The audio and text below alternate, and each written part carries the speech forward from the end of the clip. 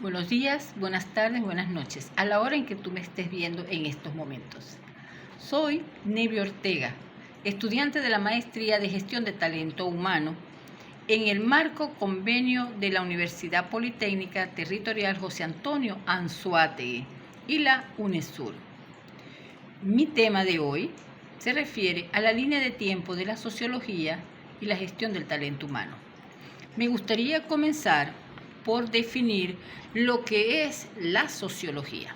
Y podemos decir que la sociología es una disciplina que se encarga de analizar lo que ocurre o ha ocurrido en la sociedad. Y la gestión del talento humano hace referencia al conjunto de procesos que una organización, a través de su departamento de recursos humanos, pone en marcha para la atracción, captación e incorporación de nuevos talentos o de nuevos colaboradores o trabajadores, al igual que para retener los que ya se encuentran dentro de la empresa. Ahora, entrando en materias de la línea de tiempo, podemos decir que desde la prehistoria, la división del trabajo se organizó en diferentes funciones de acuerdo a la necesidad de destinar quienes se encargarían de desarrollar las actividades de la caza, de la pesca, de la agricultura, y que el hombre tuvo que aprender a través de su experiencia. Fue para los años de 1780, en el siglo XVIII, cuando la teoría del idealismo, o estaba en el tiempo del idealismo, de acuerdo a Bunge, que el idealismo es la familia de las teorías filosóficas que afirman la primacía de las ideas o incluso la existencia de la independencia.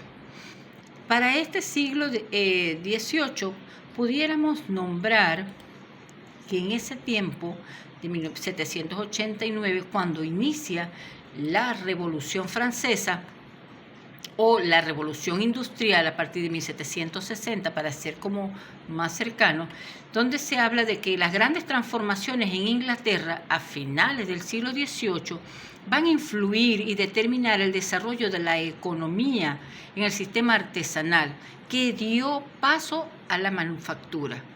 Con la invención de la máquina, en el surgimiento de las fábricas y la mecanización, y comienza entonces a distribuirse la organización de la fuerza de trabajo en tareas. Pero también podemos decir que en ese siglo XVIII,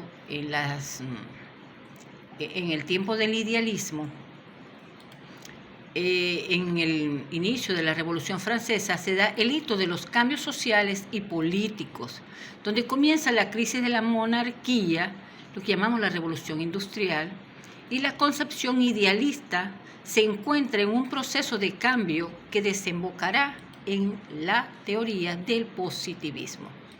En 1790, cuando Saint-Simon, bajo el concepto de la física social, antecede los estudios sociológicos. Es entonces, para el siglo XIX, que comienza el positivismo, con Augusto Comte. El positivismo es una corriente filosófica que afirma que todo conocimiento deriva de alguna manera de la experiencia, la cual puede respaldar por medio del método científico. Por tanto, rechaza cualquier conocimiento previo a la experiencia. Para estos años, también en 1789, se da, como ya nombré, la Revolución Francesa, el hito de los cambios sociales y políticos. Se da con el inicio de la crisis de la monarquía en la Revolución Francesa y la Revolución Industrial. La concepción idealista se encuentra en un proceso de cambio y desemboca, como ya les nombré, en el positivismo. Comienza entonces el positivismo para los años en el siglo XIX, con Augusto Comte.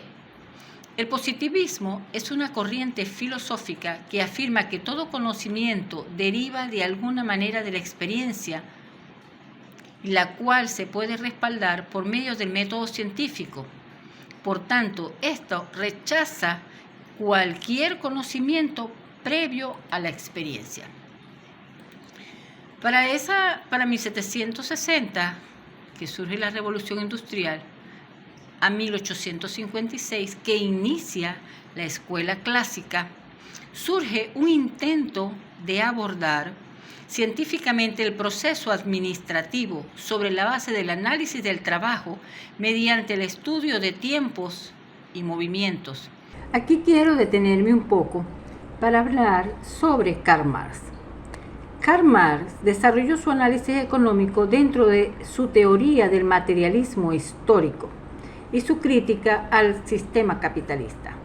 Marx propuso un modelo económico basado en la teoría del valor del trabajo, donde el valor de un bien o servicio se determina en la calidad del trabajo humano necesario para producirlo. En este modelo, Marx plantea que la ganancia del capitalismo se basa en la explotación de la fuerza de trabajo de los trabajadores, quienes generan plusvalía, que es el valor generado por encima de su propio salario, para el capitalismo. Marx también describe el ciclo de acumulación capitalista, donde la competencia, la concentración del capital y las crisis económicas son consecuencias inherentes al sistema. Según Marx, este modelo económico capitalista tiende hacia la sobreproducción, la desigualdad social y la alienación de los trabajadores, y propone la revolución proletaria como un medio para superar estas contradicciones y establecer una sociedad sin clases, una sociedad comunista sin clases. Max Weber analizó la racionalización y la burocracia en la sociedad moderna, introdujo el concepto de acción social y exploró cómo la ética protestante influyó en el desarrollo del capitalismo también. Y al mismo tiempo desarrolló la teoría de la autoridad y la tipología de la acción social. Weber introdujo el concepto de acción social para explicar cómo las acciones de los individuos se relacionan con sus motivaciones y el contexto social. También exploró la influencia de la ética protestante, como ya lo nombré, específicamente en el calvinismo. En el desarrollo de una mentalidad capitalista basada en la ética del trabajo y la acumulación de la riqueza como signo de predestinación. Weber también analizó la burocracia como una forma de organización eficiente y racional de la sociedad moderna, destacando sus ventajas y limitaciones en la administración pública y la administración privada. Además, desarrolló la teoría de la autoridad, diferenciando entre la autoridad tradicional, carismática y legal, racional, y propuso una tipología de la acción social que incluye la acción racional con arreglos de fines y la acción racional con arreglos a valores, la acción afectiva y la acción tradicional. Estas ideas de Max Weber contribuyeron al análisis de la estructura y las dinámicas sociales en el área moderna y su influencia en la vida cotidiana de las personas. Es entonces en 1903, con Frederick Taylor, en Escuela Clásica aún, donde planteó un grupo de principios de administración vinculados en la supervisión del trabajo de los operarios, formulando como primer principio asignar a cada trabajador la tarea más elevada posible, de acuerdo a sus aptitudes. Es ahora, en 1914, que se inicia la Primera Guerra Mundial, la llamada Gran Guerra. Por su cambio social, proporcionó las bases para los profundos cambios sociales que generaría la Revolución Rusa al imponer las ideas del marxismo.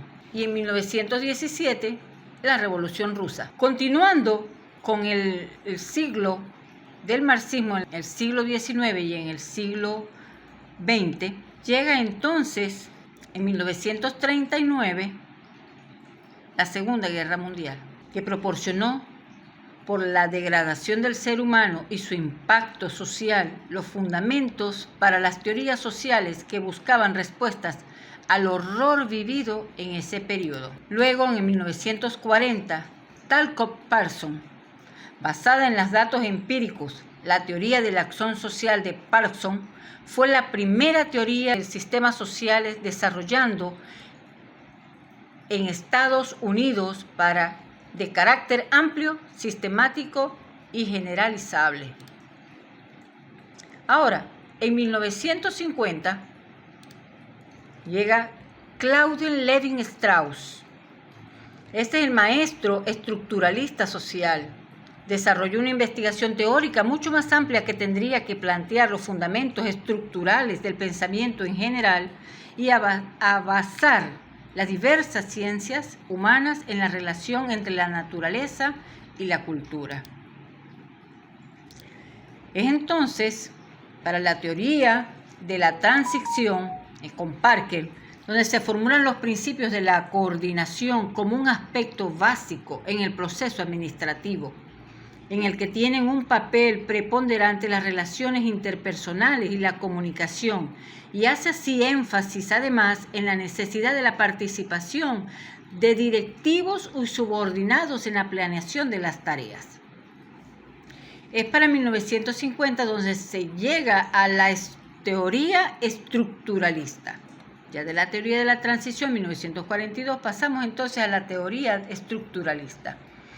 Esta trata de corregir el esquematismo de la teoría burocrática en el sentido de incluir y valorar aspectos relacionados con la incidencia de factor humano, abordando aspectos tales como la correspondencia entre la organización formal y la informal, y entre los objetivos de la organización y los objetivos personales, y entre los estímulos materiales y los estímulos sociales. Ya es en 1950, cuando Claudius Levin-Strauss, y estamos ya entonces entrando al siglo XX y pasando del cretinismo de la Segunda Guerra Mundial al estructuralismo de Claudius Levin-Strauss, y siguiendo en esos mismos del siglo XX con las teorías del funcionalismo estructuralista de Talcott-Parsons. Ahora, ya entrando en los años más modernos, en 1950, cuando terminamos con la estructura, con las teorías estructuralistas y la escuela neoclasista y el desarrollo organizacional, para 1960. Hago aquí un paréntesis en las escuelas neoclasistas referentes a la línea de tiempo del talento humano, que dice que también se denominaba la escuela neoclasista, donde surge alrededor de la década de los años 50, con un marcado carácter ecléctico y empirista, y tiene entre sus principales representantes a Peter Drucker.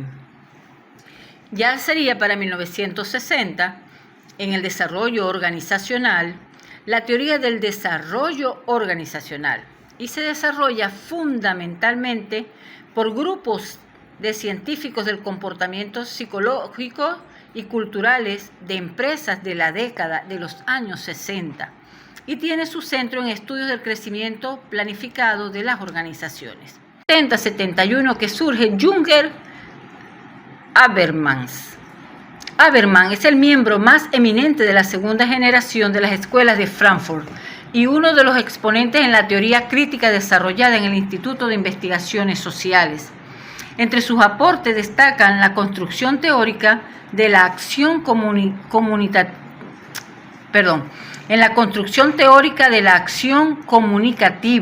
y democracia deliberativa.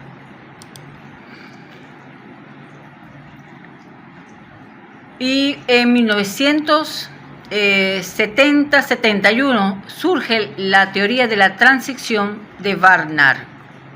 Barnard formula la teoría de la organización como un sistema social, elaborando una concepción sobre la participación y la cooperación, en la que da vital importancia a las relaciones sociales, así como también aborda aspectos relacionados con las características personales del individuo en función de las tareas a desempeñar.